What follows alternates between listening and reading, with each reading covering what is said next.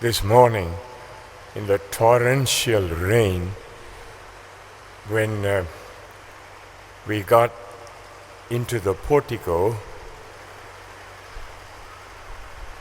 I hardly expected any to be present here. And yet, by this time, you have gathered in strength. This is a very illustrious congregation. When I say that, I'm not talking about you. I'm talking about the people of God who are gathered here. Is that all right with you? Thank you. You don't dialogue on Sundays, do you? No? I'm used to dialoguing, so if I don't irritate you, I will go on what I am. As I sat beside your pastor, I remembered some very important things in my life that happened in the Kirk.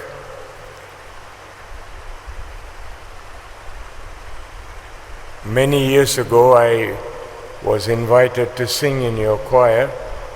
That is not the most important thing that happened to me. In a student gathering here in the Kirk, I met the young lady who became my wife.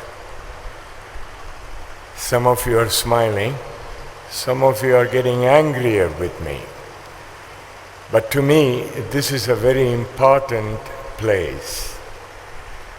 Not that I didn't know her prior to that, but on that occasion, she dazzled. Do you know what I mean? Thank you. Thank you. Suddenly, somebody dazzles. A person you had known prior to that, and then you say to yourself, where have I been? So quickly, I set things right and did the things that any sensible guy will do, and she became my wife. Adela has gone to be with the Lord since I was with you last time. It's not yet 4 months. So memories to me are sweet. If you don't grumble that, I'm through with remembering. I'd like to state 4 things that you should know about yourself. And I'd like to make them as thoroughly biblical as possible. St. Andrew's Kirk is a fabulous name in Chennai. But you are even more fabulous in God's reckoning. There are 4 things I would like to place before you as quickly as I know how. First and primary among these is the calling. What establishes our identity?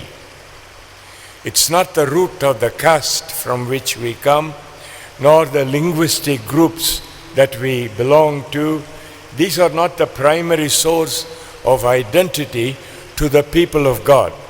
To the people of God, the identity is God's tapping you on the shoulder. Follow me, and I will make you. This is a commitment. Without that commitment, affiliation in any group becomes tiresomely superficial. Stupid question. Are you listening? It's important that you do. Without that calling, when Jesus becomes personal to you, membership in any group becomes tiresome. Why am I here? What am I doing? What are my privileges? And nothing moves, nothing changes. Here is the call that he gave. Follow me, and I will make you fishers of men. Would you like to look at the context in which that statement occurs? Would you? That means I'm inviting you to take the Pew Bible and look at it with me. The Gospel according to St. Mark, chapter 1. Mark's Gospel, chapter 1.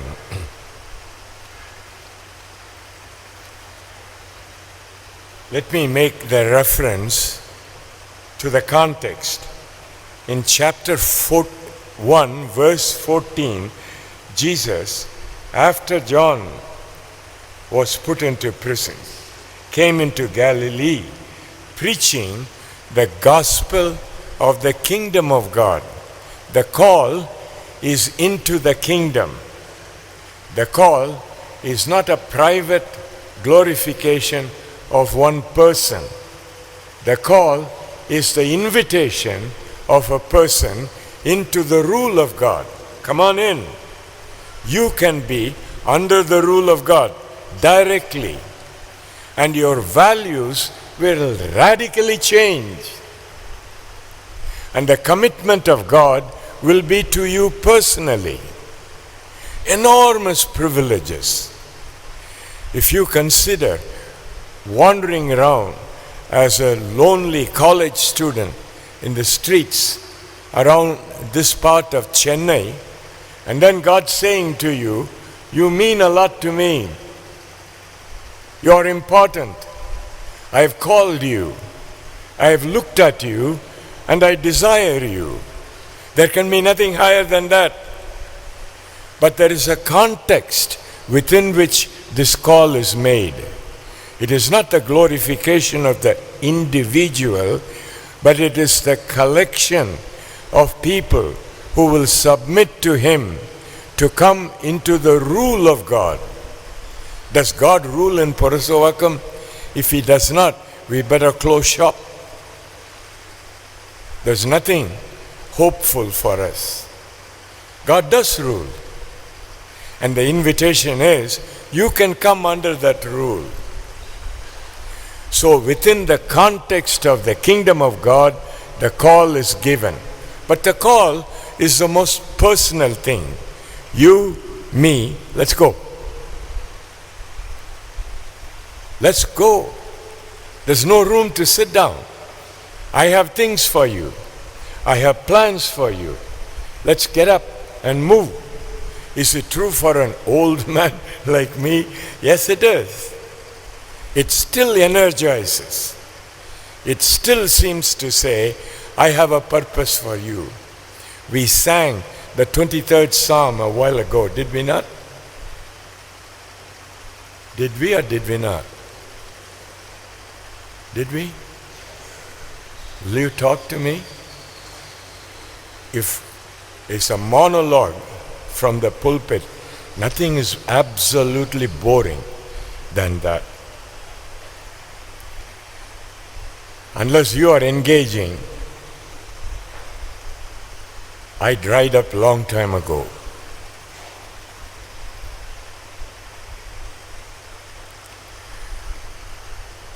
The call is in the context of the kingdom of God. There are two things that Jesus announced. One is the kingdom, the other is Himself. The kingdom was personified in the King. How do I experience the King? How do I experience the kingdom? They both are the same. You experience the King, you are in the kingdom. So the call is intensely personal. You, me, let's go. Pogalam. No room to sit down. It's time for action. Get up. Let's go. And every one of them that received the call responded that way. Not just in old Galilee, but since then, everywhere, including Purasavakkam. They did. This morning, it could be a call to someone here to whom God says, get up, you wasted enough time.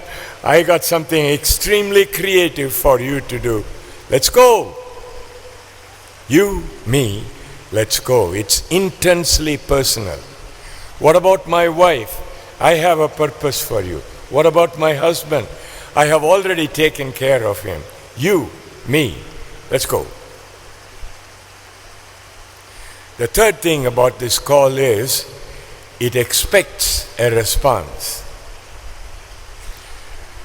When they responded, things began to flow through. Until the response, intensely personal, is offered, nothing happens. Years slip by, and we come back again the next Sunday to hear the same message, and we walk away quietly, decently. Someone said, Sunday morning services are extremely quiet, non-involved people being told by another man from the pulpit how to be more non-involved. Not the style of Jesus. He said, you come with me, I'll change the world through you.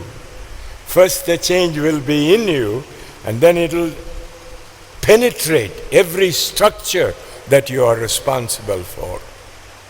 You, me, let's go. Not only is it personal, but it is responsive. It evokes a response. And to them that followed, he gave the commitment for transformation. I will make you. Who's going to make this happen? I am imagining things. No, you're not imagining things. The other entity in this relationship has the potential to change you thoroughly. He made you once, he'll make you again. Stupid question. Are you listening?